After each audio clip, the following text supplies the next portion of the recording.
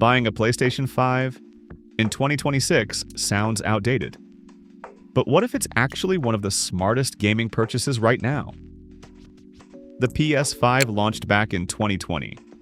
That's almost 6 years ago, and in tech, that's a long time. So the real question is it still worth buying or should you skip it? Let's start with what actually matters by performance.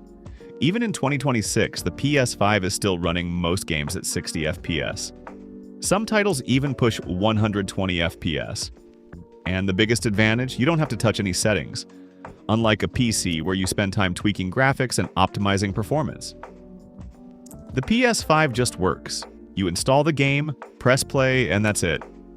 And honestly, that simplicity is a huge reason why people still buy it. But here's where things start to change. PlayStation used to be all about exclusive games. Titles like God of War, The Last of Us, and Uncharted, games you could only play on a PlayStation. But now most of them are available on PC, and once that happens, something important changes. The reason to buy a console starts to disappear, so now the decision becomes much harder. Do you buy a PS5 or do you go for a PC instead? A PC gives you more flexibility. You can upgrade parts, get better long-term value, and often buy games at lower prices. But the PS5 gives you something different. Convenience. No drivers. No compatibility issues. No troubleshooting. You just sit down, pick up the controller, and start playing. And for a lot of people, that matters more than raw performance. But there are some downsides. Games on PlayStation are expensive, you need a subscription to play online, and you can't upgrade the hardware. What you buy is what you're stuck with. So while a PC costs more upfront, a console can cost more over time. Now here's something that could change everything. Grand Theft Auto 6.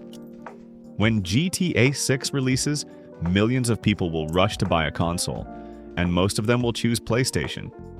That alone could make the PS5 more relevant again. So, is the PS5 worth it in 2026? Yes, if you want a simple, smooth, plug-and-play experience. If you don't want to deal with settings or upgrades, and if you just want to play games without any hassle. But no, if you care about long-term value, if you want full control over performance, and if you're willing to deal with the complexity of a PC, the PS5 isn't outdated. It's just no longer the only great option, and that's what makes this decision so interesting.